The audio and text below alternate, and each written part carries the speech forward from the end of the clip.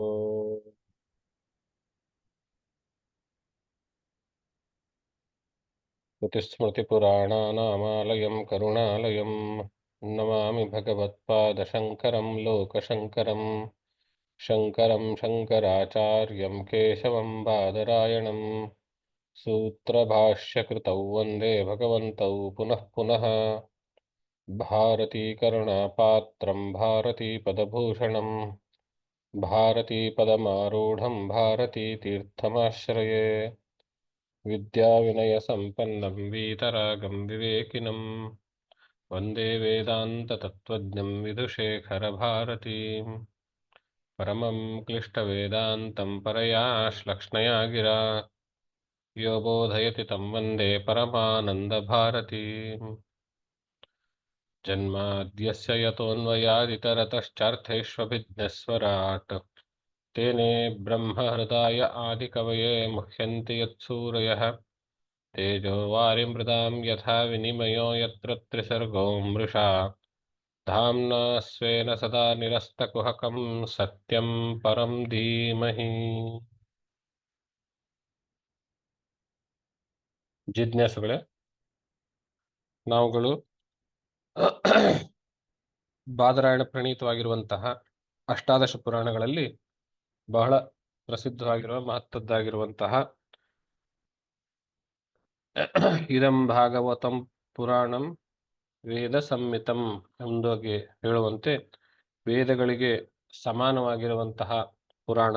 ಆ ಪುರಾಣದ ಮೊದಲನೆಯ ಸ್ಕಂದದ 6 ಅಧ್ಯಾಯ ಮುಗಿಸಿದ್ವಿ. 6ನೇ ಅಧ್ಯಾಯದಲ್ಲಿ ನಾರದರು ತಮ್ಮ ಪೂರ್ವದ ಜನ್ಮದ ಕಥೆಯನ್ನೆಲ್ಲ ಹೇಳಿ ಹಿಂದಿನ ಕಲ್ಪಕ್ಕೂ ಈಗಿನ ಕಲ್ಪಕ್ಕೂ ಅವರು ಕಲ್ಪಾಂತರದಲ್ಲಿ ಮತ್ತೆ ಹುಟ್ಟಿ ಬಂದರು, ಆ ನೆನಪು ಇತ್ಯಾದಿಗಳು ಅದೇ ಬುದ್ಧಿ ಭಗವಂತನಲ್ಲಿಯೇನೆ ನಾನು 24 ಗಂಟೆ ಭಗವಂತನಲ್ಲಿಯೇನೆ ರಮಿಸಿರ್ಬೇಕು ಎನ್ನುವಂತಹ ಬುದ್ಧಿ ಹೇಗೆ ಬರ್ಲಿಕ್ಕೆ ಸಾಧ್ಯ ಅನ್ನೋ ಪ್ರಶ್ನೆಗೆ ಅವರು ಭಗವಂತನ ಕೃಪೆಯಿಂದಲೇನೆ ಬರೋದಕ್ಕೆ ಸಾಧ್ಯ ಎನ್ನುವ ಅರ್ಥವನ್ನು ಹೇಳುವಂತೆ ಕೊಟ್ಟಿದ್ರು. ಮತ್ತು ನಾರದರಿಗೆ ನೀವು ಇನ್ನೂವರೆಗೂ ಭಗವಂತನ ಗುಣಗಾನ ರೂಪವಾಗಿರುವಂತಹ ಈ ಭಾಗವತ ಎನ್ನುವಂತಹ ಪುರಾಣ ಇನ್ನೂ ರಚನೆ ಮಾಡಿಲ್ಲ ನೀವು, ಅದಕ್ಕಾಗಿ ನಿಮಗೆ ಆ ಸಂತೋಷ ಅನ್ನುವಂತಹದ್ದಿಲ್ಲ ಅಂತ ಹೇಳ್ತಾ ಅಲ್ಲಿಂದ ಅವರು ತಮ್ಮ ವೀಣೆ ನುಡಿಸ್ತಾ ಹೊರಟು ಹೋದರು. ಅಲ್ಲಿಗೆ ಆ 6ನೇ ಅಧ್ಯಾಯ ಮುಗಿಸಿದ್ವಿ. 7ನೇ ಅಧ್ಯಾಯ ಸಪ್ತಮೋಧ್ಯಾಯ ಶ್ರೀ ಶೌನಕ ಉವಾಚ ನಿರ್ಗತೆ ನಾರದೆ ಸೂತ ಭಗವಾನ್ ವಾದರಾಯಣಃ ಶತವಾಂಸ್ತದಪಿ ಪ್ರೇತಂ ತತಃ ಕಿಮಕರೋದ್ ವಿಭುಃ. ಶೌನಕರು ಸೂತ ಮಹರ್ಷಿಗೆ ಕೇಳ್ತಾರೆ. ನೆನಪಿರ್ಲಿ, ಈ ಕಥೆ ಸೂತ ಮತ್ತು ಶೌನಕಾದಿಗಳ ಚರ್ಚೆಯಲ್ಲಿ ಅವರಿಬ್ಬರ ಸಂವಾದದಲ್ಲಿ ನಡೀತಾ ಇದೆ. ಶೌನಕಾದಿಗಳು ಪ್ರಶ್ನೆ ಕೇಳ್ತಾರೆ, ಸೂತರು ಉತ್ತರ ಕೊಡುವಂಥವ್ರಾಗಿರ್ತಾರೆ. ಸೂತರಿಗೆ ಇದೆಲ್ಲ ಕಥೆ ಹೇಗೆ ಗೊತ್ತು ಅಂತ ಹೇಳಿದ್ರೆ, ಸೂತರೇ ಹೇಳಿದಂತೆ ವ್ಯಾಸ ಮಹರ್ಷಿಗಳು ಭಾಗವತ ಮಹಾಪುರಾಣವನ್ನ ರಚನೆ ಮಾಡಿದ್ರು.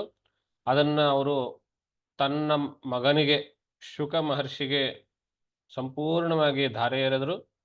ಶುಕ ಮಹರ್ಷಿಯು ಪರೀಕ್ಷಿತ್ ಮಹಾರಾಜನಿಗೆ ಉಪದೇಶ ಮಾಡುತ್ತಿರುವಾಗ ಆ ಗುಂಪಿನಲ್ಲಿ ನಾನೂ ಇದ್ದೆ. ನಾನು ಅಂದ್ರೆ ಇಲ್ಲಿ ಸೂತರು. ಹಾಗಾಗಿ ಭಾಗವತವನ್ನ ಅವರು ಫಸ್ಟ್ ಸೋರ್ಸ್ ಅಂತಾನೆ, ಪ್ರೈಮರಿ ಸೋರ್ಸ್ ಇಂದ ತಿಳ್ಕೊಂಡವರು ಅಂತಲೇ ಹೇಳಬಹುದು. ಆ ಥರ.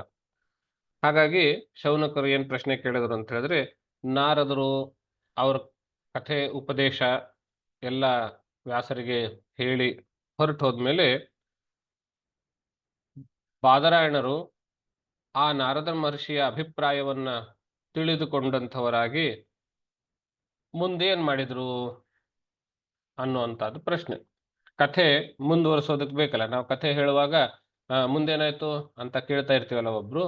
ಹಾಗೆ ಶೌನಕರು ಕಿಮಕರೋ ಶ್ರುತವಾಂಸದಪಿ ಪ್ರೇತಂ, ನಾರದರು ಹೊರಟ ಮೇಲೆ ಅವರ ಅಭಿಪ್ರಾಯವನ್ನ ಬಲ್ಲಂತಹ ಅಥವಾ ತಿಳಿದುಕೊಂಡಂತಹ ಬಾದರಾಯಣರು ಮುಂದೇನ್ ಮಾಡಿದ್ರು, ನಂತರ ಏನ್ ಮಾಡಿದ್ರು ಅನ್ನುವಂತಹದ್ದು.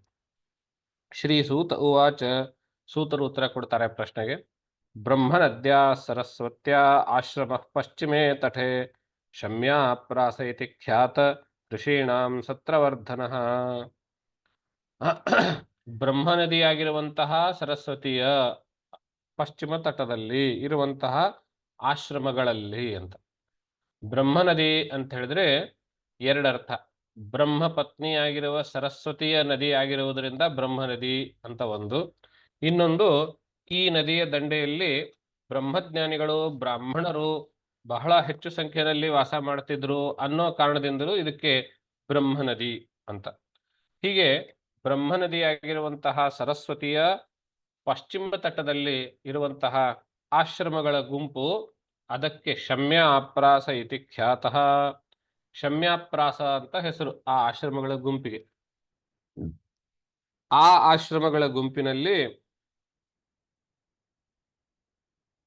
ಸತ್ರವರ್ಧನ ಆಶ್ರಮ ಅಂತ ಹೇಳಿದ್ರೆ ಯಜ್ಞಗಳನ್ನ ಮಾಡುವಂತಹ ಒಂದು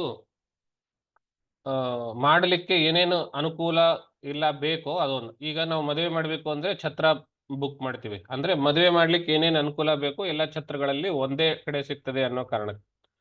ಹಾಗೆ ಯಜ್ಞಯಾಗಾದಿಗಳ ಮಾಡೋದಕ್ಕೆ ಏನೇನು ಅನುಕೂಲ ಬೇಕೋ ಆ ಎಲ್ಲ ಅನುಕೂಲಗಳು ಒಂದೇ ಕಡೆ ಸಿಗುವಂತಹ ಒಂದು ಸ್ಥಳವಾಗಿತ್ತು ಶಮ್ಯಾಪ್ರಾಸ ಅಂತ ಹೇಳಿ. ಆದ್ರಿಂದ ಅದಕ್ಕೆ ಸತ್ರವರ್ಧನ ಅನ್ನುವಂತಹ ವಿಶೇಷಣವನ್ನು ಕೊಡ್ತಾರೆ ಬಾದರಾಯಣರು.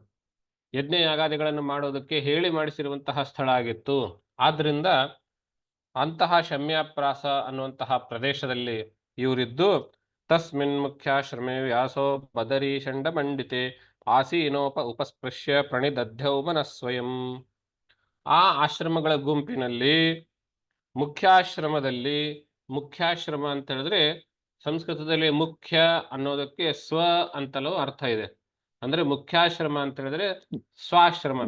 ಅಂದ್ರೆ ಒಂದು ಕಾಲೋನಿನಲ್ಲಿ ಒಂದು 100 ಮನೆ ಇರ್ತವೆ, ಅದರಲ್ಲಿ ನನಗೆ ಯಾವುದು ಮುಖ್ಯ ಅಂತ ಹೇಳಿದ್ರೆ ನನ್ನ ಮನೆ ನನಗೆ ಮುಖ್ಯ, ಈ ಅರ್ಥದಲ್ಲಿ ಮುಖ್ಯಾಶ್ರಮ ಅನ್ನೋದು. ಆದ್ರಿಂದ ಮುಖ್ಯಾಶ್ರಮ ಅಂತ ಹೇಳಿದ್ರೆ ತಮ್ಮ ಸ್ವಂತ ಆಶ್ರಮದಲ್ಲಿ. ಹೇಗಿತ್ತವರ ಆಶ್ರಮ? ಬದರಿ ಷಂಡ ಮಂಡತೆ, ಬದರಿಕಾಯಿಗಳ ಗುಂಪುಗಳಿಂದ ಗೊಂಚಲುಗಳಿಂದ ಪೊದೆಗಳಿಂದ ತುಂಬಿಸಲ್ಪಟ್ಟಿತ್ತು ಅಂತ.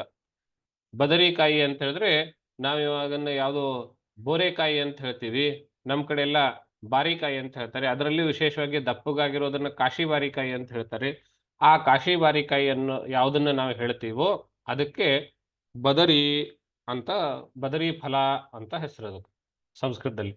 ಬದರಿ ಷಂಡ ಮಂಡಿತೆ, ಬದರಿ ವೃಕ್ಷಗಳ ಗುಂಪು ಪೊದೆ ಗೊಂಚಲು ಅವುಗಳಿಂದ ತುಂಬಿಕೊಂಡಂತಹ ವ್ಯಾಸರ ಸ್ವಂತ ಆಶ್ರಮದಲ್ಲಿ ಆಸೀನಃ ಕುಳಿತುಕೊಂಡು ಉಪಸ್ಪೃಶ್ಯ ಸಂಧ್ಯಾ ವಂದನಾದಿಗಳನ್ನ ಮಾಡಿಕೊಂಡ್ಬಿಟ್ಟು ಮನಃ ಸ್ವಯಂ ಪ್ರಣಿದದ್ಧೌ ಮನಸ್ಸನ್ನ ತನ್ನಲ್ಲಿಯೇ ತಾನೇ ನಿಲ್ಲಿಸಿದರು ಅಂತ. ತನ್ನಲ್ಲಿಯೇ ನಿಲ್ಲಿಸಿದರು ಅಂತಂದ್ರೆ ಆತ್ಮಮಂಥನ ಮಾಡ್ಕೊಳ್ಳೋದಕ್ಕೆ ಅಥವಾ ಸ್ವಾತ್ಮಚಿಂತನದಲ್ಲಿ ತನ್ನ ಒಳಗೆ ತಾವೇ ತಲ್ಲೀನರಾದ್ರು ಮಗ್ನರಾದ್ರು ಅಂತ ಹೇಳ್ತಾರೆ. ಯಾತಕ್ ಮಗ್ನರಾದ್ರು ಅಂದ್ರೆ ಮುಂದೆ ಏನ್ ಅವರ ಅಭಿಪ್ರಾಯವನ್ನು ತಿಳ್ಕೊಂಡಿದ್ರಲ್ಲ, ನಾರದರ ಅಭಿಪ್ರಾಯವನ್ನ. ಏನ್ ಅಭಿಪ್ರಾಯ ಆಗಿತ್ತು? ಭಾಗವತ ಗ್ರಂಥ ರಚನೆ ಮಾಡಬೇಕು, ಭಗವಂತನ ಅವತಾರಗಳ ಲೀಲೆಯನ್ನು ನೀವು ಹೇಳಬೇಕು ಅನ್ನುವಂತಹದ್ದು, ಭಗವಂತನ ಗುಣಗಾನ ಮಾಡಬೇಕು ಅನ್ನುವಂತಹದ್ದು, ಆ ಕರ್ಮವನ್ನ ನಾನು ಶುರು ಮಾಡಬೇಕು ಅನ್ನೋದಕ್ಕೆ ಅವರು ಮಾನಸಿಕ ಸಿದ್ಧತೆ ಮಾಡಿಕೊಳ್ಳೋದಕ್ಕೋಸ್ಕರವಾಗಿ ಒಂದು ರೀತಿ ತಲ್ಲೀನ ಸ್ಥಿತಿಗೆ ಹೊರಟೋದ್ರು. ಭಕ್ತಿ ಯೋಗೆ ನಮನಿಸಿ ಸಮ್ಯಕ್ ಪ್ರಣಿಹಿತೆ ಮಲೆ ಅಪಶ್ಯತ್ ಪುರುಷಂ ಪೂರ್ವಂ ಮಾಯಾಂಚ ತದುಪಾಶ್ರಯಂ. ಭಕ್ತಿಯೋಗೇನ, ಭಗವಂತನ ಭಕ್ತಿಯೋಗದಿಂದ. ಈ ಭಕ್ತಿಯೋಗ ಅಂದ್ರೇನು ಅನ್ನೋದು ಮುಂದೆ ಕಪಿಲ ದೇವಹೂತಿಯರ ಸಂವಾದದಲ್ಲಿ ಬಹಳ ದೀರ್ಘವಾಗಿ ಚರ್ಚಿಸಲ್ಪಟ್ಟಿದೆ. ಅಲ್ಲಿ ನೋಡೋಣ ಭಕ್ತಿಯೋಗದ ಲಕ್ಷಣ ಏನು, ವಿಶ್ಲೇಷಣೆ ಏನು, ಹಾಗೆ ಹೀಗೆಲ್ಲ. ಒಟ್ಟಾರೆ ಇಲ್ಲಿ ಭಕ್ತಿ ಯೋಗದಿಂದ ಅಂತ ಹೇಳಿದ್ರೆ ಪರಮಭಕ್ತಿಯಿಂದ ಅಂತ ನಾವು ತಿಳಿದುಕೊಂಡು, ಮನಸ್ಸಿ ಸಮ್ಯಕ್ ಪ್ರಣಿಹಿತೆ ಅಮಲೆ, ಅಮಲವಾಗಿರುವಂತಹ ಮನಸ್ಸಿನಲ್ಲಿ ಅಂದ್ರೆ ನಿಷ್ಕಲ್ಮಶ ಮನಸ್ಸಿನಲ್ಲಿ. ಯಾರ ಮನಸ್ಸು? ಬಾದರಾಯಣರ ಮನಸ್ಸು. ತಮ್ಮ ನಿಷ್ಕಲ್ಮಶ ಮನಸ್ಸಿನಲ್ಲಿ ಭಕ್ತಿಯೋಗದಿಂದ ತಮ್ಮ ಮನಸ್ಸನ್ನ ನಿಲ್ಲಿಸಲಾಗಿ, ಪ್ರಣಿಹಿತೆ ನಿಲ್ಲಿಸಲಾಗಿ ಸ್ಥಿಮಿತವಾಗಿರಲು ಅವಾಗೇನಾಯ್ತು? ಅಪಶ್ಯತ್ ಪುರುಷಂ ಪೂರ್ವಂ, ಮೊಟ್ಟ ಮೊದಲು ಪುರುಷನನ್ನ ಕಂಡ್ರು ಅಂತ. ಪುರುಷನನ್ನ ಕಂಡ್ರು ಅಂದ್ರೆ ಇಲ್ಲಿ ಪುರುಷ ಅಂತ ಹೇಳಿದ್ರೆ ಭಗವಂತನನ್ನ ಕಂಡ್ರು ಅಂತ ತಮ್ಮ ಮನಸ್ಸಿನಲ್ಲಿ.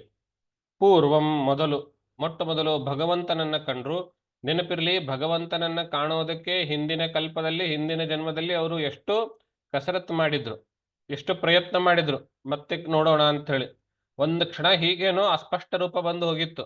ಆದ್ರೆ ಇಲ್ಲಿ ಈಗ ಆ ಹಿಂದಿನ ಜನ್ಮದ ಎಲ್ಲ ಸಂಪೂರ್ಣ ಪುಣ್ಯ ಫಲವೋ ಎಂಬಂತೆ ಈ ಜನ್ಮದಲ್ಲಿ ನಾರದರು ತಮಗೆ ಯಾವಾಗ ಬೇಕು ಆವಾಗ ತಮ್ಮ ಮನಸ್ಸನ್ನ ಒಳಮುಖ ಮಾಡಿಕೊಂಡಾಗ ಭಗವಂತನನ್ನ ದರ್ಶಿಸುವ ಸಾಮರ್ಥ್ಯವನ್ನು ಪಡೆದಿದ್ದಾರೆ ಅನ್ನುವಂಥದ್ದು ನಾವು ಇಲ್ಲಿ ವ್ಯಾಸರು ನಾರದರ ಅನುಗ್ರಹ ಪ್ರಭಾವದಿಂದ ಅಥವಾ ನಾರದರ ಒಂದು ಮಹಿಮೆಯ ಭಕ್ತಿಯ ಮಹಿಮೆ ಗುಣಗಾನ ಮಾಡಿದ್ರಲ್ಲ, ಆ ಗುಣಗಾನ ಪ್ರಭಾವದಿಂದ ವ್ಯಾಸರು ತಮ್ಮ ಮನಸ್ಸಿನಲ್ಲಿ ತದೇಕ ಚಿತ್ತರಾಗಿ ಭಗವಂತನನ್ನ ಕಂಡುಕೊಂಡ್ರು, ದರ್ಶನ ಮಾಡಿದ್ರು ಅನ್ನೋದನ್ನ ನಾವು ನೋಡಿ.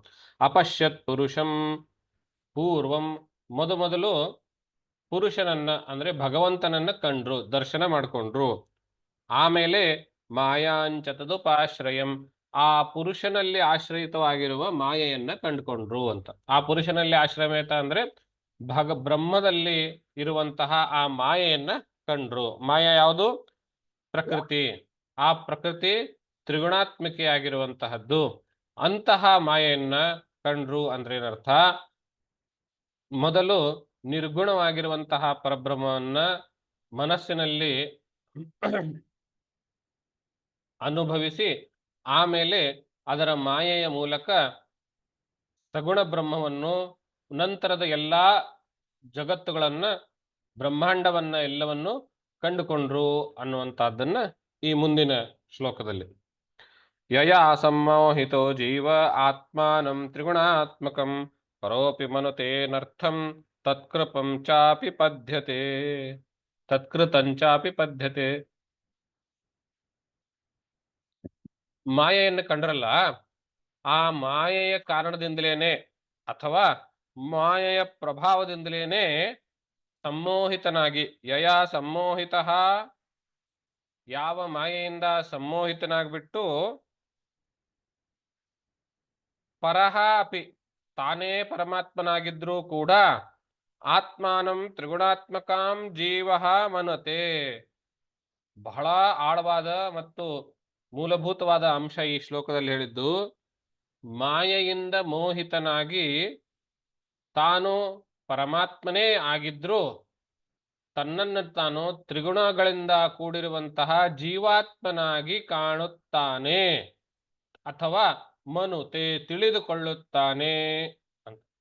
ತಾನು ಪರಮಾತ್ಮನೇ ಆಗಿದ್ರು, ಪರೋಪಿ ಪರಮಾತ್ಮನೇ ಆಗಿದ್ರು ಮಾಯೆಯ ಸಮ್ಮೋಹಿತ, ಯಾವ ಮಾಯೆಯಿಂದ ಸಮ್ಮೋಹಿತನಾಗಿ ಆತ್ಮಾನಂ ಜೀವ ತ್ರಿಗುಣಾತ್ಮಕಂ ಜೀವ ಮನುತೆ, ತನ್ನನ್ನು ತಾನು ಜೀವಾತ್ಮನಾಗಿ ತಿಳಿದುಕೊಳ್ಳುತ್ತಾನೆ. ಜೊತೆಗೆ ತತ್ಕೃತಂ ಅನರ್ಥಂಚ ಅಭಿಪದ್ಯತೆ, ಹಾಗೆ ತಪ್ಪು ತಿಳಿದುಕೊಂಡಿರುವುದರಿಂದ ಮುಂದೆ ಆಗುವ ಅನರ್ಥಗಳನ್ನೆಲ್ಲವನ್ನು ಅವನು ಪಡ್ಕೊಳ್ತಾನೆ. ಈಗ ನನ್ನನ್ನು ನಾನು ತಪ್ಪಾಗಿ ತಿಳಿದುಕೊಂಡೆ ಅಂತ ಹೇಳಿದ್ರೆ, ನಾನು ಯಾವ ತಿಳುವಳಿಕೆ ಇಟ್ಕೊಂಡಿರ್ತೇನೆ ಅದರ ಮೇಲೇನೆ ನನ್ನ ಮುಂದಿನ ಜೀವನದ ನಿರ್ಣಯಗಳು ಇತ್ಯಾದಿಗಳು ಸಾಗುತ್ತವೆ. ಆದ್ರಿಂದ ಅನರ್ಥ ಅಂತ ಏನೇನಾಗಬೇಕು ಅದೆಲ್ಲವೂ ಆಗುತ್ತವೆ. ಇಲ್ಲಿ ಹೇಳಿರುವಂತಹ ಪಾಯಿಂಟ್ ಏನು? ಪರೋಪಿ ಪರಮಾತ್ಮ, ನಾನು ಸ್ವತಃ ಪರಮಾತ್ಮನೇ ಆಗಿದ್ರು ಮಾಯೆಯಿಂದ ಮೋಹಿತನಾಗಿ ನನ್ನನ್ನು ನಾನು ಜೀವನಾಗಿ ತಿಳ್ಕೊಂಡಿದ್ದೇನೆ ಅನ್ನುವಂತಹ ಮಾತು ಇದರಲ್ಲಿ ಹೇಳಿದೆ. ಹಾಗೆ ಜೀವನಾಗಿ ತಿಳಿದುಕೊಂಡಿದ್ದರಿಂದ ನಾನು ಸಂಸಾರದಲ್ಲಿ ಸಿಕ್ಕಾಕೊಳ್ತಾ ಇದ್ದೇನೆ ಅನ್ನುವಂಥದ್ದು. ಈ ಸಂಸಾರ ಅನ್ನುವಂತಹದ್ದೇ ಆ ಮಾಯೆಯಿಂದ ಮೋಹಿತನಾಗಿದ್ದರ ಪರಿಣಾಮ. ಅನರ್ಥಂ ಅಂತ ಪದ ಬಳಸಿದ್ರಲ್ಲ ಅದು. ತತ್ಕೃತಂ, ಆ ಮಾಯೆಯಿಂದ ಮಾಡಲ್ಪಟ್ಟಿರುವಂತಹ ಅನರ್ಥವನ್ನು ನಾನು ಹೊಂದುತ್ತಾ ಇದ್ದಾನೆ ಅಂತ ಹೇಳ್ತಾರೆ. ಅನರ್ಥೋಪಶಮಂ ಸಾಕ್ಷಾತ್ ಭಕ್ತಿ ಯೋಗಂ ಅಧೋಕ್ಷಜೆ ಲೋಕಸ್ಯ ಜಾನತೋ ವಿದ್ವಾಂಶ್ಚಕ್ರೆ ಸಾತ್ವತ ಸಂಹಿತಾಂ. ಈ ಆ ಅನರ್ಥ ರೂಪವಾಗಿರುವಂತಹ ಸಂಸಾರಕ್ಕೆ ಉಪಶಮನ ಮಾಡುವಂತಹದ್ದು ಔಷಧಿ ಅಂತ ಯಾವ್ದಾದ್ರೂ ಇದ್ರೆ ಅದ್ಯಾವುದು ಅಂತ ಹೇಳಿದ್ರೆ ಅಧೋಕ್ಷಜೆ ಸಾಕ್ಷಾತ್ ಭಕ್ತಿ ಯೋಗ. ಅಧೋಕ್ಷಜನಾಗಿರುವಂತಹ ಪರಮಾತ್ಮನಲ್ಲಿ ಭಕ್ತಿ ಮಾಡುವುದೇನೆ ಆ ಅನರ್ಥಕ್ಕೆ ಔಷಧಿ ಅಂತ. ಅಂದ್ರೆ ಏನರ್ಥ? ನಾನು ಫಸ್ಟ್ ಆಗಿ ಮೋಹಿತನಾಗಿ ನಾನು ಪರಮಾತ್ಮನೇ, ಆದರೂ ಮೋಹಿತನಾಗಿ ಜೀವಾತ್ಮ ಎಂಬುದಾಗಿ ತಿಳಿದುಕೊಳ್ಳುತ್ತೇನೆ. ಹಾಗೆ ತಿಳಿದುಕೊಂಡಿರುವುದರಿಂದಲೇನೆ ಸಂಸಾರದಲ್ಲಿ ಸಿಕ್ಕಾಕೊಳ್ತೇನೆ. ಇದು ಅನರ್ಥ. ಈ ಅನರ್ಥಕ್ಕೆ ಉಪಶಮನ ಯಾವುದು ಅಂತ ಹೇಳಿದ್ರೆ ಭಗವಂತನಲ್ಲಿ, ಸಾಕ್ಷಾತ್ ಭಗವಂತನಲ್ಲಿ ಭಕ್ತಿ ಮಾಡುವಂತಹದ್ದು. ಹಾಗೆ ಆ ಭಕ್ತಿಯನ್ನ ಮಾಡುವುದನ್ನು ಕಲಿಸುವುದಕ್ಕೆ ಏನ್ ಬೇಕೋ ಅದನ್ನ ಭಕ್ತಿ ಅನರ್ಥಕ್ಕೆ ಉಪಶಮನ ಆಗೋದು ಭಕ್ತಿ ಅಂತೇನೋ ಆಯ್ತು. ಆದರೆ ಜನರು ಗೊತ್ತಿಲ್ವಲ್ಲ ಅವರಿಗೆ. ಈ ಅನರ್ಥಕ್ಕೆ ಉಪಶಮನ ಮಾಡುವಂತಹದ್ದು ಭಕ್ತಿ ಅನ್ನೋದು ಗೊತ್ತಿಲ್ವಲ್ಲ. ಹಾಗೆ ತಿಳಿಯದೇ ಇರುವಂತಹ ಜನರಿಗೋಸ್ಕರ ಅಜಾನತಃ ಲೋಕಸ್ಯ ಸಂಸಾರಕ್ಕೆ ಸಿಕ್ಕಿ ಹಾಕಿಕೊಳ್ಳುವ ಮೂಲ ಕಾರಣವಾಗಿರುವಂತಹ ಮಾಯೆಯನ್ನ ಪರಿಹಾರ ಮಾಡುವಂತಹದ್ದು ಭಕ್ತಿ. ಈ ಮಾತು ಪಾಪ ಜನರಿಗೆ ಗೊತ್ತಿಲ್ಲ. ಅವರಿಗೆ ಗೊತ್ತು ಮಾಡುವುದಕ್ಕೋಸ್ಕರವಾಗಿ ಸಾತ್ವತ ಸಂಹಿತಾ ಅಂತ ಹೇಳಿದ್ರೆ ಭಾಗವತ ಪುರಾಣದ ಇನ್ನೊಂದು ಹೆಸರು. ಆ ಭಾಗವತವನ್ನು ವಿದ್ವಾನ್ ಚಕ್ರೆ ಜ್ಞಾನಿಗಳಾಗಿರುವಂತಹ ಬಾದರಾಯಣರು ಚಕ್ರೆ ಮಾಡಿದರು, ಅಂದ್ರೆ ರಚಿಸಿದರು ಅಂತಾಯ್ತು. ಆದ್ರಿಂದ ಅನರ್ಥೋಪಶಮಂ ಅನ್ನುವಂತಹದ್ದು ಬಹಳ ಮುಖ್ಯವಾಗಿರುವಂತಹ ವರ್ಡ್ ಇಲ್ಲಿ. ಮಾಯೆಯ ಪರಿಣಾಮವಾಗಿರುವಂತಹ ಸಂಸಾರವನ್ನ ಉಪಶಮನ ಮಾಡುವಂತಹ ಶಕ್ತಿ ಸಾಮರ್ಥ್ಯ ಯಾವುದಾದ್ರು ಇದ್ರೆ ಅದು ಭಕ್ತಿ. ಆ ಭಕ್ತಿಯನ್ನ ತಿಳಿಸಿಕೊಡಲು ಪಾಪ ನಮಗೆ ಗೊತ್ತಿಲ್ಲ. ಆ ಭಕ್ತಿಯನ್ನ ನಮಗೆ ತಿಳಿಸಿಕೊಡಲು ಜ್ಞಾನಿಗಳಾಗಿರುವಂತಹ ಬಾದರಾಯಣರು ಈ ಸಾತ್ವತ ಸಂಹಿತೆಯಾಗಿರುವಂತಹ ಭಾಗವತವನ್ನ ರಚಿಸಿದರು ಅನ್ನುವಂಥದ್ದು ತಾತ್ಪರ್ಯ. ಯಸ್ಯಾಂ ವೈ ಶ್ರೂಯಮಾಣಾಯಾಂ ಕೃಷ್ಣೇ ಪರಮಪೂರುಷೇ ಭಕ್ತಿರುತ್ಪದ್ಯತೆ ಪುಂಸಃ ಶೋಕ ಮೋಹ ಭಯಾಪಹ. ಯಸ್ಯಾಂ ವೈ ಶ್ರೂಯಮಾಣಾಯಾಂ, ಯಾವ ಆ ಸಾತ್ವತ ಸಂಹಿತೆಯಾಗಿರುವಂತಹ ಭಾಗವತವನ್ನ ಕೇಳ್ತಾ ಇದ್ರೆ ಏನಾಗುತ್ತೆ? ಪರಮಪುರುಷೇ ಕೃಷ್ಣೆ, ಪರಮಪುರುಷನಾಗಿರುವಂತಹ ಕೃಷ್ಣನಲ್ಲಿ ಭಕ್ತಿ ಉತ್ಪದ್ಯತೆ. ಆ ಭಾಗವತವನ್ನು ಕೇಳ್ತಾ ಇದ್ರೆ ಪರಮಪುರುಷನಾದ ಕೃಷ್ಣನಲ್ಲಿ ಭಕ್ತಿ ಉಂಟಾಗುತ್ತದೆ. ಹಾಗೆ ಉಂಟಾಗಿದ್ರೆ ಏನಾಗುತ್ತೆ? ಭಕ್ತಿ ಉಂಟಾದ್ರೆ ಏನ್ ಸಿಗುತ್ತೆ? ಪುಂಸಃ ಶೋಕ ಮೋಹ ಭಯಾಪಹ. ಮಾನವನಿಗಿರುವಂತಹ ಶೋಕ ಮೋಹ ಭಯ ಇವುಗಳನ್ನ ಅಪಹ ನಾಶ ಮಾಡುವಂತಹದ್ದು, ದೂರ ತಳ್ಳುವಂತಹದ್ದು ಅಂತ. ಯಾವುದು? ಭಗವಂತನಲ್ಲಿ ಉಂಟಾಗಿರುವಂತಹ ಭಕ್ತಿ. ಆ ಭಕ್ತಿ ಹೇಗೆ ಉಂಟಾಯ್ತು? ಆ ಭಾಗವತ ಪುರಾಣವನ್ನ ಮೇಲಿನ ಮೇಲೆ ಕೇಳುವುದರಿಂದ, ಕೇಳ್ತಾ ಇರುವುದರಿಂದ ಆ ಕೃಷ್ಣನಲ್ಲಿ, ಪರಮಪುರುಷನಾಗಿರುವಂತಹ ಕೃಷ್ಣನಲ್ಲಿ ಭಕ್ತಿ ಉಂಟಾಯಿತು. ಆ ಭಕ್ತಿಯಿಂದ ನನ್ನ ಶೋಕ ಮೋಹ ಭಯ ಇತ್ಯಾದಿಗಳು ನಾಶವಾದವು ಅನ್ನುವಂಥದ್ದು, ನಾಶವಾಗುತ್ತವೆ ಅನ್ನುವಂಥದ್ದು.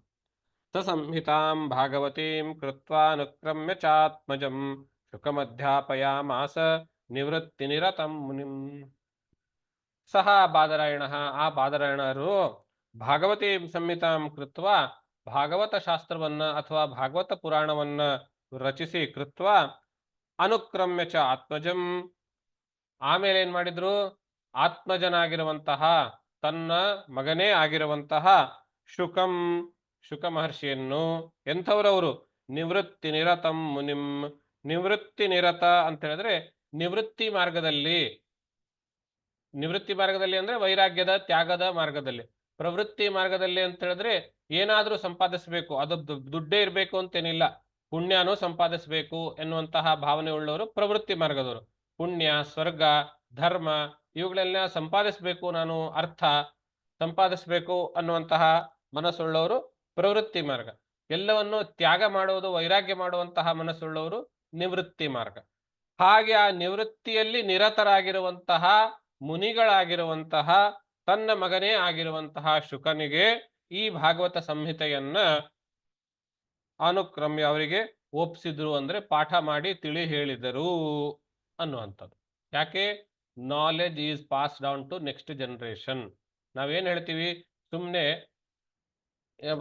ಮಾತೆತ್ತಿದ್ರೆ ಶಾಲೆಯಲ್ಲಿ ಅಲ್ಲಿ ಎಲ್ಲಿ ನೋಡಿದ್ರು ಯಾರು ಈ ಬ್ರಾಹ್ಮಣರು ಜ್ಞಾನ ಎಲ್ಲ ತಮ್ಮಲ್ಲೇ ಇಟ್ಕೊಂಡ್ರು, ಯಾರಿಗೂ ಹೇಳ್ಕೊಡ್ಲಿಲ್ಲ, ಹಾಗೆ ಹೀಗೆ ಅಂತೆಲ್ಲ ಏನೇನೋ ಮಾತಾಡ್ತಾರೆ. ಆ ಮಾತುಗಳಿಗೆ ನಾವು ಪುರಾಣಾದಿಗಳನ್ನ ನೋಡಿದ್ರೆ ಏನಂದ್ರೆ ಏನೂ ಅರ್ಥ ಇಲ್ಲ.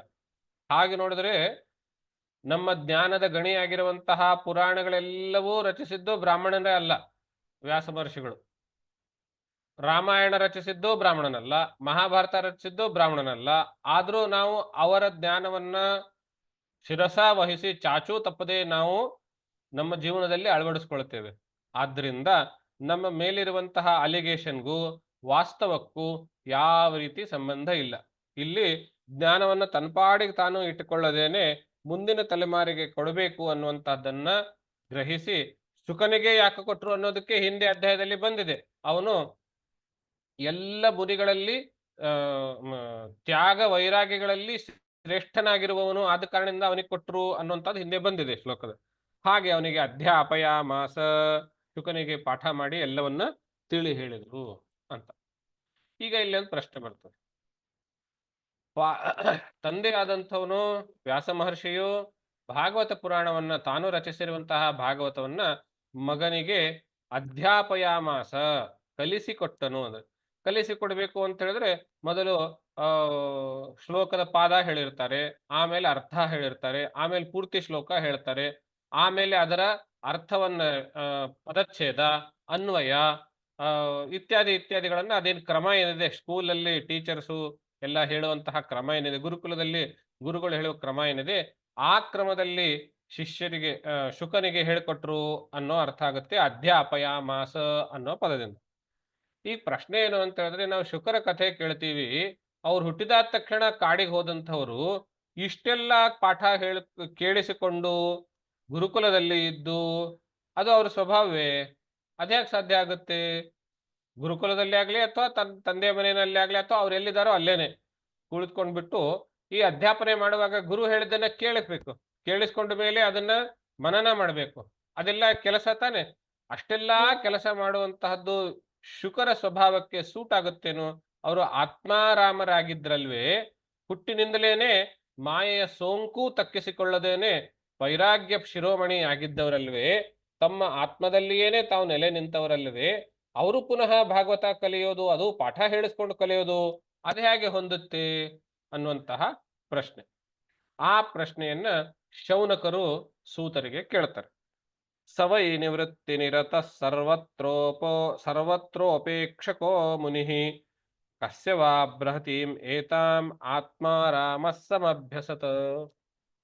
ಈಗ ನಾವು ಏನಾದ್ರೂ ಒಂದು ಅಧ್ಯಯನ ಮಾಡಬೇಕು ಅಂತ ಹೇಳಿದ್ರೆ ಅದ್ರ ಮೇಲೆ ನಮಗೆ ಆಸಕ್ತಿ ಅಥವಾ ಆ ಅಧ್ಯಯನದಿಂದ ನಾವು ಏನಾದ್ರೂ ಪಡ್ಕೊಳ್ಬೇಕು ಅಂತ. ಶುಕರು ಎಲ್ಲರಲ್ಲಿಯೂ ಉಪೇಕ್ಷೆಯನ್ನ ಹೊಂದಿದ್ರು, ವೈರಾಗ್ಯವನ್ನ ತಾಳಿದ್ರು. ಎಲ್ಲದರಲ್ಲಿ ಉಪೇಕ್ಷೆ ಹೊಂದಿದ ಮೇಲೆ ಈ ಭಾಗವತದಲ್ಲಿ ಅವ್ರಿಗೆ ಹೇಗೆ ಆಸಕ್ತಿ ಬಂತು ಅನ್ನುವಂತಹದ್ದು ಪ್ರಶ್ನೆ. ಈ ನಿವೃತ್ತಿ ನಿರತಃ, ನಿವೃತ್ತಿ ಮಾರ್ಗದಲ್ಲಿ ನಿರತರಾಗಿರುವಂತಹ ಅವರು ಸರ್ವತ್ರ ಉಪೇಕ್ಷಕ, ಎಲ್ಲವನ್ನೂ ಉಪೇಕ್ಷೆ ಮಾಡಿರುವಂತವ್ರು, ತ್ಯಾಗ ಮಾಡುವಂತವ್ರು ಆ ಅಂತಹ ಮುನಿಗಳು ಕಸ್ಯವಾ ಬೃಹತೀಂ ಏತಾಂ ಆತ್ಮಾರಾಮ ಸಮಭ್ಯಸತ, ಯಾವ ಕಾರಣದಿಂದ ತುಂಬಾ ದೊಡ್ಡದಾಗಿರುವಂತಹ ಈ ಗ್ರಂಥವನ್ನ ಆತ್ಮಾರಾಮರಾಗಿದ್ರೂ ಕೂಡ ಅದನ್ನ ಅಧ್ಯಯನ ಮಾಡಿದ್ರು ಶುಕರು ಅನ್ನುವಂತಹದ್ದು ಪ್ರಶ್ನೆ. ಅದಕ್ಕೆ ಸೂತ ಮಹರ್ಷಿಗಳೇನು ಉತ್ತರ ಕೊಡ್ತಾರೆ? ಶ್ರೀ ಸೂತ ಉವಾಚ ಆತ್ಮಾರಾಮಾಶ್ಚ ಮುನಯೋ ನಿರ್ಗ್ರಂಥ ಅಪ್ಯುರುಕ್ರಮೆ ಕುರ್ವಂತ್ಯ ಹೈತುಕೀಂ ಭಕ್ತಿಂ ಇತ್ತಂ ಭೂತಗುಣೋ ಹರಿ. ಆತ್ಮಾರಾಮಾಶ್ಚ ಮುನಯ, ಆತ್ಮಾರಾಮರಾಗಿದ್ರು ಅಂದ್ರೆ ತನ್ನ ಆತ್ಮದಲ್ಲಿಯೇನೆ ಯಾವಾಗ್ಲೂ ನೆಲೆ ನಿಂತವರಾಗಿರುವಂಥವ್ರು, ಅವರಿಗೆ ಆತ್ಮಾರಾಮ ಅಂತ ಹೆಸರು. ಹಾಗೆ ಇರುವಂಥವರು ಮುನಿಗಳು ನಿರ್ಗ್ರಂಥಾಹ, ಅವರಿಗೆ ಯಾವ ಗ್ರಂಥದ ಅಧ್ಯಯನದಿಂದಲೂ ಪ್ರಯೋಜನ ಆಗ್ಬೇಕಾಗಿಲ್ಲ. ಒಂದು. ಎರಡನೇದ್ದು, ಅವರು ಆ ವೈರಾಗ್ಯವನ್ನ ತಾಳಿ ಆತ್ಮಾರಾಮ ಸ್ಥಿತಿಗೆ ತಲುಪಲು ಯಾವುದೇ ಗ್ರಂಥದ ಅಧ್ಯಯನನೂ ಅವ್ರಿಗೆ ಬೇಕಾಗಿಲ್ಲ. ಹಾಗೆ ನಿರ್ಗ್ರಂಥರಾಗಿ, ಈಗ ನೋಡಿ, ಒಂದ್ ಯಾವ್ದೋ ಗ್ರಂಥ ಅಧ್ಯಯನ ಮಾಡಿದ್ರೆ ಅದರಲ್ಲಿರುವ ವಿಷಯ ಜ್ಞಾನ ನಿಮಗೆ ಬರಬಹುದು ಹೊರತು ವೈರಾಗ್ಯ ಬರುತ್ತೆ ಅಂದ್ರೆ ಗ್ರಂಥಜ್ಞಾನದಿಂದ, ಗ್ರಂಥಾಧ್ಯಯನದಿಂದ ವೈರಾಗ್ಯ ಬರುತ್ತೇನು? ವೈರಾಗ್ಯ ನಮ್ಮಲ್ಲಿ ನಾವು ಹುಟ್ಟುಕೊಳ್ಬೇಕು. ಹಾಗಿರುವಾಗ ಅವರು ಪರಮ ವೈರಾಗಿಗಳು, ಆತ್ಮಾರಾಮರಾಗಿದ್ರು. ಅವರು ನಿರ್ಗ್ರಂಥ, ಯಾವುದೇ ಗ್ರಂಥಾಧ್ಯಯನ ಮಾಡದೇನೆ ಆ ಸ್ಥಿತಿಯನ್ನು ತಲುಪಲ್ಪಟ್ಟಂಥವರು. ಹಾಗಿದ್ದರೂ ಕೂಡ ಅಂಥವರಿಗೂ ಕೂಡ ಅಹೈತು ಉರುಕ್ರಮೇ ಭಕ್ತಿಂ ಅಹೈತುಕೀಂ ಕುರುವಂತಿ. ಉರುಕ್ರಮ ಅಂತ ಹೇಳಿದ್ರೆ ವಿಷ್ಣುಗೆ ಇನ್ನೊಂದು ಹೆಸರು. ಅಂತಹ ವೈರಾಗಿಗಳಾಗಿದ್ರು ಕೂಡ ಅವರಿಗೂ ಸಹಿತ ಈ ವಿಷ್ಣುವಿನಲ್ಲಿ ಭಕ್ತಿಯನ್ನ ಉಂಟು ಮಾಡುತ್ತೆ. ಎಂಥ ಭಕ್ತಿ? ಅಹೈತುಕಿ, ಯಾವುದೇ ಉದ್ದೇಶ ಇಲ್ಲದ, ಯಾವುದೇ ಕಾರಣ ಇಲ್ಲದ ನಿರ್ವ್ಯಾಜ ಭಕ್ತಿ ಅಂತವರಲ್ಲಿ ಹುಟ್ಟಿಸುತ್ತದೆ. ಯಾವುದು? ಈ ಗ್ರಂಥ ಮತ್ತು ಈ ಭಗವಂತನ ವಿಶಿಷ್ಟತೆ ಅಥವಾ ಭಗವಂತನ ಒಂದು ವಿಶೇಷ ಲಕ್ಷಣ ಅದು. ಇತ್ತಂಭೂತ ಗುಣೋ ಹರಿಹಿ, ಈ ಪ್ರಕಾರವಾಗಿರುವಂತಹ ಗುಣವುಳ್ಳವನೇ ಹರಿ, ಸಾಕ್ಷಾತ್ ಹರಿಯು. ಅವನು ಆತ್ಮಾರಾಮರಾಗಿದ್ರು, ಸರ್ವಸಂಗ ಪರಿತ್ಯಾಗಿಗಳಾಗಿದ್ರು, ಅವರಲ್ಲಿ ಭಗವಂತನಲ್ಲಿ ಭಕ್ತಿಯನ್ನು ಹುಟ್ಟಿಸುವಂತಹದ್ದೇ ವಿಷ್ಣುವಿನ ವಿಶೇಷ ಗುಣ ಅಂತ ಇಲ್ಲಿ ಹೇಳ್ತಾರೆ. ಆದ್ರಿಂದ ಶುಕ ಮಹರ್ಷಿಗಳು ಆತ್ಮಾರಾಮರಾಗಿದ್ರು ಕೂಡ ಭಾಗವತ ಕೃಷ್ಣನ ಕಥೆ ಆಗಿರುವುದರಿಂದ ಭಾಗವತದ ಕಥೆ ಕೇಳ್ತಾ ಕೇಳ್ತಾ ಅವರಿಗೂ ಸಹ ಅದರಲ್ಲಿ ಅಹೈತುಕಿಯಾದ ಭಕ್ತಿ, ನಿರ್ವ್ಯಾಜವಾಗಿರುವಂತಹ ಭಕ್ತಿ ಹುಟ್ಕೊಂಡಿತು ಅನ್ನುವಂತಹದ್ದು ಉತ್ತರ. ಹರೇರ್ಗುಣ ಕ್ಷಿಪ್ತ ಮತಿರ್ ಭಗವಾನ್ ಬಾದರಾಯಣಿ ಅಧ್ಯಗಾನ್ ಮಹದಾಖ್ಯಾನಂ ನಿತ್ಯಂ ವಿಷ್ಣು ಜನಪ್ರಿಯ. ಹರೇರ್ಗುಣ ಕ್ಷಿಪ್ತ ಮತಿ, ಹರಿಯ ಗುಣಗಳಿಂದ ತುಂಬಿಕೊಂಡಿರುವಂತಹ ಬುದ್ಧಿಯುಳ್ಳವನಾದ ಶುಕಮುನಿಯು ಅಂತ ಹೇಳಿದ್ರೆ, ಅಧ್ಯಯನ ಮಾಡ್ತಾ ಮಾಡ್ತಾ ಹರಿಯ ಆ ಭಗವಂತನ ಗುಣಗಳನ್ನ, ವರ್ಣನೆಗಳನ್ನ, ಅವನ ಪರಾಕ್ರಮಾದಿಗಳನ್ನ ಮನಸ್ಸಿನಲ್ಲಿ ಪೂರ್ತಿಯಾಗಿ ತುಂಬಿಕೊಂಡಿರುವಂತವನು. ಅಂತಹ ಭಗವಾನ್ ಬಾದರಾಯಣಿ, ಬಾದರಾಯಣರ ಮಗ ಬಾದರಾಯಣಿ ಅಂದ್ರೆ ಶುಕರು ಏನ್ ಮಾಡಿದ್ರು? ಮಹದಾಖ್ಯಾನಂ, ಬಹಳ ದೊಡ್ಡದಾಗಿರುವಂತಹ ಈ ಕಥೆಯನ್ನ ನಿತ್ಯಂ ಅಧ್ಯಗಾನ್, ಪ್ರತಿನಿತ್ಯವೂ ಅಧ್ಯಯನ ಮಾಡ್ತಾ ಮಾಡ್ತಾ ಇದ್ರು. ವಿಷ್ಣು ಜನಪ್ರಿಯ ಅಂದ್ರೆ ವಿಷ್ಣುವಿನ ಭಕ್ತರಿಗೆ ಬಹಳ ಇಷ್ಟವಾಗುವ ಮತ್ತು ಬಹಳ ದೊಡ್ಡ ಗ್ರಂಥ ಆಗಿರುವಂತಹ ಈ ಭಾಗವತದ ಕಥೆಯನ್ನ ಪ್ರತಿನಿತ್ಯವೂ ಅವರು ಅಧ್ಯಯನ ಮಾಡ್ತಾ ಮಾಡ್ತಾ ಇದ್ರು ಅನ್ನುವಂಥ. ಇಲ್ಲಿಗೆ ನಾವು 2-3 ಅಧ್ಯಾಯದ ಹಿಂದೆ ಹೋದಾಗ ಪ್ರಶ್ನೆಗಳೇನು ಕೇಳಿದ್ರು? ಬಾದರಾಯಣರು ಭಾಗವತವನ್ನ ಹೇಗೆ ಬರೆದ್ರು, ಯಾಕೆ ಬರೆದ್ರು ಅನ್ನುವಂಥದ್ದು ಕೇಳಿ, ಆಮೇಲೆ ಶುಕ ಮಹರ್ಷಿ ಒಂದ್ ಕಡೆ ನಿಲ್ಲೋದಿಲ್ಲ ಅಂತ ನಾವು ಕೇಳಿದ್ವಿ. ಆದ್ರೆ 7 ದಿವಸಗಳವರೆಗೆ ಪರೀಕ್ಷಿತ ಮಹಾರಾಜನ ಹತ್ರ ಇದ್ಕೊಂಡ್ಬಿಟ್ಟು ಅವನಿಗೆ ಉಪದೇಶ ಮಾಡಿದ್ರು ಅಂತ ಹೇಳಿದ್ರಲ್ಲ ನೀವು. ಹಾಗೆ ಪರೀಕ್ಷಿತನಲ್ಲಿ ಅವ್ರು ಉಳಿದುಕೊಳ್ಳೋದಕ್ಕೆ ಕಾರಣ ಏನು? ಪರೀಕ್ಷಿತನಿಗೆ ಹೇಗೆ ಭೇಟಿಯಾದರು? ಅವರಿವರ ಒಂದು ಸಮ್ಮಿಲನ ಹೇಗಾಯ್ತು? ಅದೆಲ್ಲವನ್ನ ಹೇಳಬೇಕು ಅಂತ ಕೇಳಿದ್ರಲ್ಲ. ಆ ಪ್ರಶ್ನೆಗೆ ಈ ಶ್ಲೋಕದಿಂದ ಉತ್ತರ, ಮುಂದಿನ ಶ್ಲೋಕದಿಂದ. ಪರೀಕ್ಷಿತೋಥರಾಜರ್ಷೇರ್ ಜನ್ಮ ಕರ್ಮ ವಿಲಾಯನಂ ಸಂಸ್ಥಾನಂ ಪಾಂಡುಪುತ್ರಾಣಾಂ ವಕ್ಷ್ಯೇ ಕೃಷ್ಣ ಕಥೋದಯಂ. ಸೂತರು ಇನ್ ಮುಂದೆ ಈ ಶ್ಲೋಕದಿಂದ ಮುಂದೆ ಏನು ಹೇಳ್ತೀನಿ ಅನ್ನೋದಕ್ಕೆ ಇಲ್ಲಿ ಪೀಠಿಕೆ ಆಗ್ತಾ ಇದ್ದಾರೆ. ಅಥ, ಆಮೇಲೆ ಇಷ್ಟೊತ್ತು ನಾರದರ ಕಥೆ ಆಯ್ತು, ಆಮೇಲೆ ಬಾದರಾಯಣರ ಕಥೆ ಆಯ್ತು. ಅವರು ಬಾದರಾಯಣರು ಭಾಗವತ ರಚನೆ ಮಾಡುವಂತಹದ್ದು ಕಥೆ ಮುಗೀತು. ಇನ್ನ ಅದು ಶುಕನಿಗೆ ಹೇಗೆ ಬಂತು ಅದು ಹೇಳಿದ್ದಾಯ್ತು. ಇನ್ನು ಶುಕರು ಪರೀಕ್ಷಿತನಿಗೆ ಹೇಗೆ ಹೇಳಿದ್ರು ಅನ್ನುವಂತಹ ಪ್ರಶ್ನೆ ಇತ್ತು. ಆ ಪ್ರಶ್ನೆಗೆ ಉತ್ತರವಾಗಿ ಅಥ ಇಷ್ಟೆಲ್ಲ ಹೇಳಿದ್ಮೇಲೆ ರಾಜರ್ಷೇಹೇ ಪರೀಕ್ಷಿತ ಜನ್ಮ ಕರ್ಮ ವಿಲಾಯನಂ ವಕ್ಷೆ, ರಾಜರ್ಷಿ ಆಗಿರುವಂತಹ, ರಾಜನಾಗಿದ್ರು ಋಷಿತುಲ್ಯನಾಗಿರುವಂತಹ ಪರೀಕ್ಷಿತ ಮಹಾರಾಜನ ಜನ್ಮ, ಅವನು ಹುಟ್ಟು, ಕರ್ಮ, ಅವನು ಮಾಡಿರುವಂತಹ ಕೆಲಸಗಳು, ವಿಲಾಯನಂ, ಅವನು ಪಡೆದುಕೊಂಡಿರುವಂತಹ ಮೋಕ್ಷದ ಮಾರ್ಗ, ಅದೆಲ್ಲವನ್ನು ವಕ್ಷೆ ಹೇಳ್ತೇನೆ. ಜೊತೆಗೆ ಸಂಸ್ಥಾನಂ ಪಾಂಡುಪುತ್ರಾಣಾಂ, ಪಾಂಡುಪುತ್ರರ ಸಂಸ್ಥಾನ, ಪಾಂಡುಪುತ್ರರನ್ನ ಅಂದ್ರೆ ಪಾಂಡವರನ್ನ ಪುನಃ ತಮ್ಮ ರಾಜ್ಯದಲ್ಲಿ ಅವರಿಗೆ ನಿಲ್ಲಿಸುವಂತಹದ್ದು, ಕೃಷ್ಣ ಕಥೋದಯಂ, ಮತ್ತು ಕೃಷ್ಣನ ಕಥೆ ಉದಯ ಆಗುವುದು ಅಂದ್ರೆ ಕೃಷ್ಣನ ಕಥೆಗಳು ಇತ್ಯಾದಿಗಳೆಲ್ಲವನ್ನು ನಾನು ಇನ್ನು ಮುಂದೆ ಹೇಳೋದಕ್ಕೆ ಶುರು ಮಾಡ್ತೇನೆ ಅನ್ನುವಂತಹದ್ದು ಇಲ್ಲಿಗೆ ವಿಷಯ ಆಯ್ತು.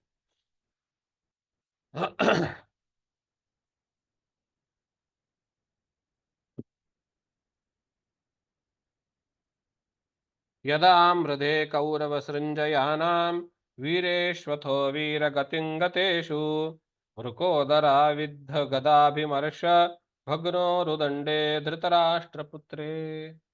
ಇವಾಗ ಕಥೆ ಹೇಳಿಕ್ ಶುರು ಮಾಡಿದ್ರು. ಯದಾ ಮೃಧೆ, ಯಾವಾಗ ಆ ಬಹಳ ಪ್ರಸಿದ್ಧವಾಗಿರುವಂತಹ ಮಹಾಭಾರತ ಯುದ್ಧದಲ್ಲಿ ಕೌರವ ಸೃಂಜಯಾನಾಂ ವೀರೇಶು ವೀರಗತಿಂ ಗತೇಶು, ಕೌರವರ ಪಾಳೆಯದಲ್ಲಿ ಎಲ್ಲ ಸೈನಿಕರು ಮತ್ತು ಅವರ ಅಣ್ಣ ತಮ್ಮಂದರು ಎಲ್ಲರೂ ಪರಮವೀರರಾಗಿರುವಂಥವರು ವೀರಗತಿಯನ್ನು ಹೊಂದಲಾಗಿ, ಅಂದ್ರೆ ಮರಣವನ್ನ ಸಾವನ್ನ ಅಪ್ಪಲಾಗಿ, ವೃಕೋದರ ವಿದ್ಧ ಗದಾಭಿಮರ್ಶ ಭಗ್ನೋರು ದಂಡೆ, ವೃಕೋದರನಿಂದ, ವೃಕೋದರ ಅಂದ್ರೆ ಭೀಮ,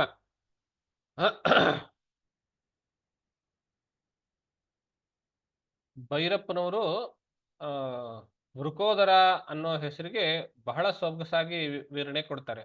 ಅಂದ್ರೆ ಅರ್ಥ ಅದೇನೆ.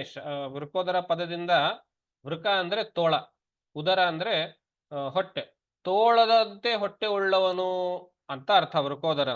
ತೋಳದಂತೆ ಹೊಟ್ಟೆ ಅಂದ್ರೆ ಏನರ್ಥ ಅಂದ್ರೆ, ತೋಳದ ಒಂದು ಸ್ವಭಾವ ಅಂತ ಹೇಳಿದ್ರೆ ತೋಳಕ್ಕೆ ಯಾವತ್ತಿಗೂ ಹೊಟ್ಟೆ ತುಂಬೋದಿಲ್ಲ, ಎಷ್ಟು ತಿಂದರೂ ಇನ್ನೂ ಬೇಕೇ ಅದಕ್ಕೆ, ತೋಳಕ್ಕೆ ಅದು ಅದರ ಸ್ವಭಾವ. ಹಾಗೇನೆ ಭೀಮನಿಗೂ ಎಷ್ಟು ಊಟ ಮಾಡಿದ್ರು ಹೊಟ್ಟೆ ತುಂಬಿತು ಅಂತ ಆಗೋದಿಲ್ಲ, ಆದ್ರಿಂದ ಅವನಿಗೆ ವೃಕೋದರ ಅಂತ, ತೋಳದಂತೆ ಹಸಿವೆ ಈ ಮುಗಿಯೋದೇ ಇಲ್ಲ ಅಂತ ಹೊಟ್ಟೆ ಉಳ್ಳವನು ವೃಕೋದರ ಅಂತ ಹೇಳ್ತಾರೆ. ಬಹಳ ತುಂಬಾ ಚೆನ್ನಾಗಿ ಚರ್ಚೆ ಮಾಡಿದ್ದಾರೆ ಅದರಲ್ಲಿ ಭೈರಪ್ಪನವರು. ಯಾವುದದು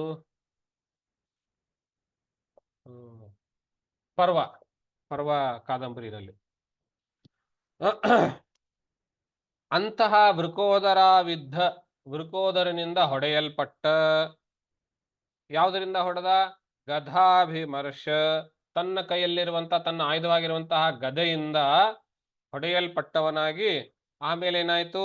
ಭಗ್ನೋರು ದಂಡೆ, ಊರು ಅಂತ ಹೇಳಿದ್ರೆ ತೊಡೆ, ಊರು ದಂಡ ಅಂದ್ರೆ ಎರಡೂ ತೊಡೆಗಳ ಮಧ್ಯಭಾಗವನ್ನ ಭಗ್ನವಾಗಿ ಮುರಿದುಕೊಳ್ಳವನಾಗಿ, ಅಂದ್ರೆ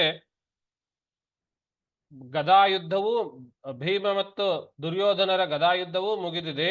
ಆ ಗದಾಯುದ್ಧದಲ್ಲಿ ಭೀಮನಿಂದ ತೊಡೆಗೆ ಪೆಟ್ಟು ತಿಂದು ತೊಡೆಯನ್ನು ಮುರಿದುಕೊಂಡು ತನ್ನ ಕಾಲ ಮೇಲೆ ತಾನು ನಿಲ್ಲಲಾಗದ ಸ್ಥಿತಿಯಲ್ಲಿ ರಣದ ಮಧ್ಯದಲ್ಲಿ ಬಿದ್ದಿರುವಂತಹ ಧೃತರಾಷ್ಟ್ರ ಪುತ್ರೇ, ಧೃತರಾಷ್ಟ್ರ ಪುತ್ರನು ದುರ್ಯೋಧನು ಹಾಗೆ ಬಿದ್ದಿದ್ದಾನೆ. ಗದಾಯುದ್ಧ ಮುಗೀತು, ಪೆಟ್ಟು ತಿಂದು ನಿಲ್ಲಿಕ್ಕೂ ಆಗದೇ ಇರುವಂತಹ ಸ್ಥಿತಿಯಲ್ಲಿ ಅವನು ರಣರಂಗದಲ್ಲಿ ಬಿದ್ದಿದ್ದಾನೆ.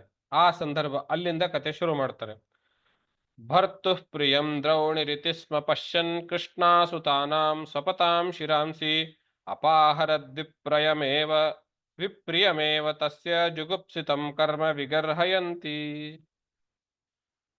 ದ್ರೌಣಿಃ ಭರ್ತು ಪ್ರಿಯಂ ಸ್ಮ ಇತಿ ಪಶ್ಯನ್, ದ್ರೌಣಿಃ ಆವಾಗ ಎಲ್ಲ ಮಹಾಭಾರತ ಯುದ್ಧ ಮುಗಿದ ಮೇಲೆ ಉಳಿದಿದ್ದವರು ಅಂತ ಹೇಳಿ ಯಾರ್ಯಾರು ಉಳಿದಿದ್ರು? ದುರ್ಯೋಧನ ಉಳಿದಿದ್ದ, ಅಶ್ವತ್ಥಾಮ ಉಳಿದಿದ್ದ, ದ್ರೋಣರ ಮಗನಾಗಿರುವಂತಹ ಅಶ್ವತ್ಥಾಮ ಅವನು ಚಿರಂಜೀವಿ ಉಳಿದಿದ್ದ, ಮತ್ತು ಕೃಪಾಚಾರ್ಯರು ಉಳಿದಿದ್ದು. ಆವಾಗ ಅಶ್ವತ್ಥಾಮ, ದ್ರೋಣನ ಮಗನಾಗಿರುವಂತಹ ಅಶ್ವತ್ಥಾಮನು ಭರ್ತು ಪ್ರಿಯಂ, ನನ್ನ ಒಡೆಯನಿಗೆ ಅಂದ್ರೆ ನನ್ನ ಯಜಮಾನನಾಗಿರುವಂತಹ ದುರ್ಯೋಧನನಿಗೆ ಪ್ರೀತಿ ಆದೀತು ಎಂದು ಭಾವಿಸಿ ಕೃಷ್ಣಾಸುತಾನಾಂ ಸ್ವಪತಾಂ ಶಿರಾಂಸಿ, ಕೃಷ್ಣಾಸುತಾನಾಂ, ಕೃಷ್ಣ ಅಂದ್ರೆ ದ್ರೌಪದಿ, ಕೃಷ್ಣನ ತಂಗಿ, ಆದ್ರಿಂದ ಕೃಷ್ಣ ಅನ್ನೋ ಹೆಸರು. ಕೃಷ್ಣಾಸುತಾನಾಂ, ದ್ರೌಪದಿಯ ಮಕ್ಕಳಾಗಿರುವಂಥವರು ಪಾಪ ಹೇಗಿದ್ರು ಅವರು? ಸ್ವಪತಾಂ, ಮಲಗಿಕೊಂಡಿದ್ರು. ಮಲಗಿದ್ದಾಗ ಶಿರಾಂಸಿ ಅಪಾಹರತ್, ಅವರ ಶಿರಸ್ಸುಗಳನ್ನ ಕತ್ತರಿಸಿ ಕದ್ದುಕೊಂಡು ತಗೊಂಡು ಹೋಗಿದ್ದ. ಮಲಗಿರುವಾಗ, ರಾತ್ರಿ ಹೊತ್ತು ಮಲಗಿರುವಾಗ ಅವರ ಶಿರಚ್ಛೇದನಗಳನ್ನ ಮಾಡಿ ತೆಗೆದುಕೊಂಡು ಹೋಗಿದ್ದ. ಈ ಶಿರಗಳನ್ನ ತೋರಿಸಿದ್ರೆ ದುರ್ಯೋಧನಿಗೆ ಪ್ರೀತಿಯಾದಿತ್ತೋ, ಪ್ರಿಯವಾದೀತೋ ಎಂಬ ಅಪೇಕ್ಷೆಯಿಂದ ಹೋಗಿದ್ದ. ಆದರೆ ನಡೆದಿದ್ದು ಅದಕ್ಕೆ ವಿರುದ್ಧವಾಗಿ. ಅಪಾಹರದ್ ವಿಪ್ರಿಯಮೇವ ತಸ್ಯ, ತಸ್ಯ ಆ ದುರ್ಯೋಧನನಿಗೆ ಇದು ಇಷ್ಟ ಆಗ್ಲಿಲ್ಲ. ಅವನು ದುಷ್ಟನಾಗಿದ್ರು ವೀರನಾಗಿದ್ದ, ಎದುರಿಗೆ ಬಂದು ಯುದ್ಧ ಮಾಡುವಂಥವನಾಗಿದ್ದ. ಹೀಗೆ ಮಲಗಿರುವ ಮೋಸದಿಂದ ಮಲಗಿರುವವರ ಮೇಲೆ ಆಕ್ರಮಣ ಮಾಡುವಂತಹ ಬುದ್ಧಿ ದುರ್ಯೋಧನನಿಗೂ ಇರಲಿಲ್ಲ ಅನ್ನೋದು ಇಲ್ಲಿ ಗೊತ್ತಾಗ್ತದೆ. ಆದ್ರಿಂದ ಅವನಿಗೆ ಇಷ್ಟವಾಗಲಿಲ್ಲ ಅಶ್ವತ್ಥಾಮ ಮಾಡಿರುವಂತಹ ಕೃತ್ಯ. ವಿಪ್ರೇಮೇವ, ಯಾಕೆ? ಜುಗುಪ್ಸಿತಂ ಕರ್ಮ ಬಹಳ ಜುಗುಪ್ಸಿತವಾಗಿರುವಂತಹ ಕರ್ಮ ಇದು. ಅಂತಹ ಕರ್ಮ ಮಾಡಿರುವುದರಿಂದ ಅವನಿಗೆ ಇಷ್ಟ ಆಗಲಿಲ್ಲ. ವಿಗರ್ಹಯಂತಿ, ಪುನಃ ಅವನನ್ನ ನಿಂದಿಸ್ಲಿಕ್ಕೆ ಶುರು ಮಾಡ್ದ. ಎಂಥ ತಪ್ಪು ಮಾಡಿದಿ ನೀನು ಅಂದಾಗಿ ದುರ್ಯೋಧನ ಅಶ್ವತ್ಥಾಮನಿಗೆ ನಿಂದಿಸ್ಲಿಕ್ಕೆ ಶುರು ಮಾಡ್ದ. ಈ ಕಡೆ ಮಾತಾ ಸುತಾನಾಂ ನಿಧನಂ ಶಿಶೂನಾಂ ನಿಶಮ್ಯ ಘೋರಂ ಪರಿತಪ್ಯಮಾನ ತದಾರುದದ್ಭಾಷ್ಪಕಳಾಕುಲಾಕ್ಷಿ ತಾಂ ಸಾಂತ್ವಯನ್ನಾಹ ಕಿರೀಟಮಾಲಿ. ಮಾತಾ, ತಾಯಿಯಾದಂತಹ ದ್ರೌಪದಿಯು ಸುತಾನಾಂ ಶಿಶೂನಾಂ ನಿಧನಂ, ನೋಡಿ ಮಕ್ಕಳ ನಿಧನ ಅಂತ ಇಷ್ಟ ಹೇಳಿಲ್ಲ. ಸುತಾನಾಂ ಮಕ್ಕಳು ಎಷ್ಟಾಗಿದ್ರು, ಶಿಶೂನಾಂ ಚಿಕ್ಕವರಾಗಿದ್ರು, ಪಾಪ ಅವರು ತುಂಬಾ ಚಿಕ್ಕವರಾಗಿರುವಂತವರು, ಅಂಥವರ ನಿಧನಂ ನಿಶಮ್ಯ, ಆ ನಿಧನವನ್ನ ಅವರ ಮರಣವನ್ನ ಕೇಳಿ ಘೋರಂ ಪರಿತಪ್ಯಮಾನ ಬಹಳ ರೀತಿಯಲ್ಲಿ ಪರಿತಪಿಸಲಾಗಿ ತದಾ ಹಾಗೆ ಪರಿತಪಿಸುತ್ತಾ ಇರುವಾಗ ತದಾ ರುದದ್ ಭಾಷ್ಪ ಕಳಾಲುಕಾಕ್ಷಿ, ಅಳುತ್ತಾ ಅವಳ ಕಣ್ಣಿನ ಅಂಚಿನಲ್ಲಿ ಕಣ್ಣಿನ ಬಿಂದುಗಳ ಒಂದು ಗುಂಪು ತುಂಬಿ ಹೋಗಿತ್ತು. ಅಂತಹ ಕಣ್ಣುಗಳುಳ್ಳವಳಾಗಿ, ಅಂದ್ರೆ ಕಣ್ಣೀರಿನಿಂದ ತುಂಬಿದ ಕಣ್ಣುಳ್ಳವಳಾಗಿರುವಂತಹ ಅವಳಿಗೆ ಸಾಂತ್ವಯನ್ನಾಹ ಕಿರೀಟಮಾಲಿ, ಸಮಾಧಾನ ಪಡಿಸುತ್ತಾ ಕಿರೀಟಮಾಲಿ, ಕಿರೀಟಮಾಲಿ ಅಂದ್ರೆ ಅರ್ಜುನಿಗೆ ಬಿರುದು.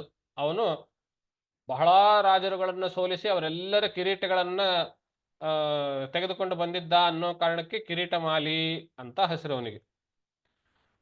ತದಾ ಶುಚಸ್ತೆ ವಿಮೃಜಾಮಿ ಭದ್ರೇ ಯದ್ಬ್ರಹ್ಮ ಬಂಧೋ ಶಿರ ಆತತಾಯಿನಃ ಗಾಂಡೀವ ಮುಕ್ತೈರ್ವಿಶಿಖೈರುಪಾಹರೇ ತ್ವಾಕ್ರಮ್ಯ ಯತ್ಸ್ಥಾಸ್ಯಸಿ ದಗ್ಧ ಪುತ್ರ. ಇವಾಗ ಹೆಂಡತಿಗೆ ದ್ರೌಪದಿಗೆ ಸಮಾಧಾನ ಪಡಿಸುತ್ತಾ ಏನ್ ಹೇಳ್ತಾನೆ ಅವನು, ಭದ್ರೇ ಹೇ ಮಂಗಳಮಯೇ, ಯದ್ ಬ್ರಹ್ಮ ಬಂಧೋ ಆತತಾಯಿನಃ ಶಿರಃ ಗಾಂಡೀವ ಮುಕ್ತೈಹಿ ವಿಶಿಖೈಹಿ ಉಪಾಹರೇತ್. ಆ ಬ್ರಹ್ಮ ಬಂಧು ಆಗಿರುವಂತಹ, ನೋಡಿ ಪದ ಹೇಗಿದೆ, ಬ್ರಹ್ಮ ಬಂಧು ಅಂತ ಪದ ಬಳಸಿದ. ಬ್ರಾಹ್ಮಣ ಅಂತ ನೇರ ಪದ ಬಳಸಲಿಲ್ಲ. ದ್ರೋಣಾಚಾರ್ಯರ ಮಗ ಅಶ್ವತ್ಥಾಮ ಬ್ರಾಹ್ಮಣ ತಾನೆ, ಆದ್ರೆ ಅವನನ್ನು ಬ್ರಾಹ್ಮಣ ಅಂತ ಹೇಳಲಿಲ್ಲ, ಬ್ರಹ್ಮ ಬಂಧು ಅಂತ ಹೇಳ್ದ. ಈ ಬ್ರಹ್ಮ ಬಂಧು ಅನ್ನುವಂತಹದ್ದು ಪದ ಏನು ಅಂತ ಹೇಳಿದ್ರೆ ಶಂಕರ ಭಗವತ್ಪಾದರು ಬಳಸ್ತಾರೆ. ಯಾರು ವೇದಾಧ್ಯಯನ ಮಾಡಿ ಅದರ ಅರ್ಥಗಳನ್ನು ತಿಳಿದುಕೊಂಡಿಲ್ವೋ ಅವರು ಬ್ರಹ್ಮ ಬಂಧು ಆಗ್ತಾರೆ, ಅಷ್ಟು ಬ್ರಾಹ್ಮಣನಾಗೋದಿಲ್ಲ ಅಂತ ಹೇಳ್ತಾರೆ. ಬ್ರಹ್ಮ ಬಂಧು ಅಂದ್ರೆ ತುಂಬಾ ಶ್ರೀಮಂತ ಇರ್ತಾನೆ ಒಬ್ಬನು, ಆ ಶ್ರೀಮಂತನ ಬಂಧು ಅಂತ ಹೇಳಿದ್ರೆ ಇವನು ಶ್ರೀಮಂತ ಅಲ್ಲ, ಆ ಶ್ರೀಮಂತರಿಗೆ ಸಂಬಂಧಪಟ್ಟಿರೋನು ಸ್ವಲ್ಪ ದೂರದಿಂದ ಅನ್ನೋ ಅರ್ಥದಲ್ಲಿ ಬ್ರಹ್ಮ ಬಂಧು ಅಂತ ಹೇಳಿದ್ರೆ ಇವನು ಬ್ರಾಹ್ಮಣನಲ್ಲ, ಆ ಬ್ರಹ್ಮಜ್ಞಾನಿ ಅಲ್ಲ, ಆ ಬ್ರಹ್ಮನ ಹತ್ತಿರದವನಷ್ಟೇ ಇವನು ಬಂಧು. ಅರ್ಥಾತ್ ಇದು ಒಂದು ರೀತಿಯ ತೆಗಳಿಕೆ, ಅದು ಗೌರವಯುತವಾದ ತೆಗಳಿಕೆ. ಬ್ರಹ್ಮ ಬಂಧು ಆಗ್ತೀಯ ಹೊರತು ಬ್ರಾಹ್ಮಣನಲ್ಲ ಅಂತ. ಆದ್ರಿಂದ ಬ್ರಹ್ಮ ಬಂಧು ಅನ್ನುವ ಪದದಿಂದ ಬ್ರಾಹ್ಮಣನಲ್ಲ ಅನ್ನುವ ಅರ್ಥ ಅದರಲ್ಲಿ. ಆದ್ರಿಂದ ಆ ಅಶ್ವತ್ಥಾಮನಿಗೆ ಬ್ರಹ್ಮಬಂಧು ಎನ್ನುವುದಾಗಿ ಸಂಬೋಧಿಸಿ ಆ ಬ್ರಹ್ಮಬಂಧುವಿನ ಮತ್ತು ಆತತಾಯಿಯಾಗಿರುವಂಥವನು, ಆತತಾಯಿ ಅಂತ ಹೇಳಿದ್ರೆ ಶತ್ರು ಅಂತ, ಆ ಶತ್ರುವಾಗಿರುವಂತಹ ಬ್ರಹ್ಮಬಂಧುವಿನ ಶಿರಹ ಅವನ ಶಿರವನ್ನ ಗಾಂಡೀವ ಮುಕ್ತೈಹಿ ವಿಶಿಕೈಹಿ ಉಪಾರೇತ್, ನನ್ನ ಗಾಂಡೀವದಿಂದ ಬಿಡಲ್ಪಟ್ಟ ಬಾಣಗಳಿಂದ ಆ ಶತ್ರುವಾದ ಆ ಬ್ರಹ್ಮ ಬಂಧುವಾದ ಅಶ್ವತ್ಥಾಮನ ಶಿರವನ್ನ ತೆಗೆದುಕೊಂಡು ಬರ್ತೇನೆ.